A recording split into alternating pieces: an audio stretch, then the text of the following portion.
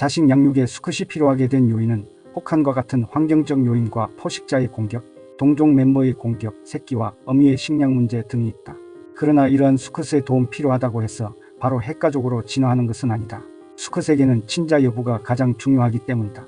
인간 가족이 모자가족에서 핵가족으로 진화한 진화 생태학적 이유는 무엇이었을까? 이에 대한 연구는 아직 불충분하다. 하지만 여러 자료를 통해 따져보면 가장 큰 요인은 신생아의 미숙함으로 추정된다.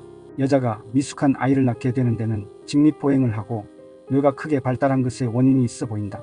이러한 자료 등을 바탕으로 인간의 핵가족화 진화 시나리오를 소개한다. 인간은 약 500에서 600만 년 전부터 직립보행을 시작했다. 그런데 여기에는 몇 가지 문제가 있었다. 그중 가장 중요한 문제는 골반의 구조다. 골반은 직립보행으로 인해 내려오는 장이나 방광, 난소, 자궁 등의 장기를 아래쪽에서 받치는 절구 모양의 받침 접시뼈다. 이 뼈는 장기를 받치는 역할도 하지만 배변길인 직장과 요도, 여자의 출산길 등의 역할도 해야 한다. 그러므로 접시뼈 중간에는 구멍이 있어야 하는데 너무 커도 너무 작아도 안 된다. 그런데 인간의 지능 발달로 뇌가 커지면서 문제가 생겼다. 약 240만 년 전 재주 있는 사람이란 뜻의 호모 하빌리스 원인이 출현하면서부터다. 뇌가 점점 커진 태아가 골반의 좁은 구멍으로 빠져나오기 힘들어진 것이다. 이때 이후로 인간 여자는 난산의 운명을 감당하게 되었다. 인간의 생물학적 임신기간이 20개월이므로 처음에는 출산 과정에서 수많은 모자가 목숨을 잃었을 것이다. 그런 가운데 출산을 좀 더 빨리 하는 돌연변이가 나타났고 자연도태는 이들을 선택했다. 그러나 그 후에도 인간의 뇌는 계속 커졌고 그때마다 여자 조상은 임신기간을 점점 더 줄이는 돌연변이를 획득하여 난국을 헤쳐나왔다. 그런데 이러한 조산으로 여자는 미숙아 양육이라는 새로운 과제를 안게 된 것이다. 미숙아는 몸을 가누지 못할 뿐만 아니라 대량의 영양의 공급을 요구한다. 이를 해결하기 위해서는 남자의 자식 양육 참여가 요구되었다. 그러나 남자에게서 다른 여자에게로 향하는 관심을 막고 아내와 자식을 양육하도록 만드는 것이 쉬운 일은 아니다. 그런데 이것이 가능하게 된 것은 여성의 불가사의한 성적 특질 때문이었을 것이다. 수유기에 상관없이 큰 유방, 겉으로 드러나지 않는 배란 시기, 다른 동물의 암컷과 달리 긴 성활동 기간 등이 그것이다.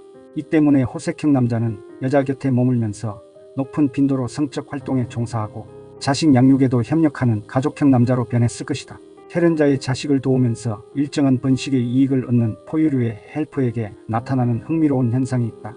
번식 암컷이 임신하는 경우 자매 헬퍼에게서 가짜 임신과 유즙 분비가 나타나는 것이다. 이를 통해 자매 헬퍼는 번식 암컷 자식의 유모 역할을 담당한다. 더욱 흥미로운 것은 여자의 생리 전염 현상이다. 이는 긴밀한 사회관계를 유지하는 여자들의 생리 주기가 같아지는 불가사의한 특질로 자식 양육 협력을 촉진하는 하나의 메커니즘일 가능성이 높다. 이 같은 현상은 암컷 한 마리가 발정하는 경우 다른 암컷들도 동시에 발정하여 같은 시기에 교미하고 출산하는 암사자에게서도 발견된다. 가족의 진화와 관련하여 한 가지 더 중요한 메커니즘이 있다.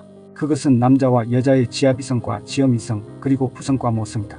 남자의 지아비성은 객과의 북극여우나 자칼, 이리 등에서도 볼 수 있는데 암컷이 자식을 양육하는 동안 수컷은 자식뿐만 아니라 아내에게도 먹이 공급이나 보호 등 시간과 에너지를 투자하는 현상을 말한다. 이것이 인간 남자에게도 진화했을 가능성이 크다. 오늘날 남성은 아내와 함께 살 집을 마련하기 위해 노력하고 아내의 안전과 식량 확보에도 신경을 쓴다. 아울러 아내의 상담에 응하는 등 정신적인 지원에도 마음을 쓴다. 이러한 이타적인 봉사는 번식 성적을 높여 자연도태에 유리하게 작용하는 수컷의 적응적인 성질인 것이다. 이와 비슷한 여자의 성질로 지어미성이 있다. 이것은 남자와의 인간관계를 양호하게 유지하고 남편을 자식 양육에 힘쓰게 하여 궁극적으로 번식 성적을 높인다. 부성은 자식의 생존과 번식을 촉진하는 남자의 성질을 말한다. 이것은 자식 양육의 다양한 장면에서 확인된다. 우선 인간의 부치는 다른 동물이 자식에게 하는 모든 행동, 즉 자식 보호와 음식 공급, 주거 제공 등을 한다.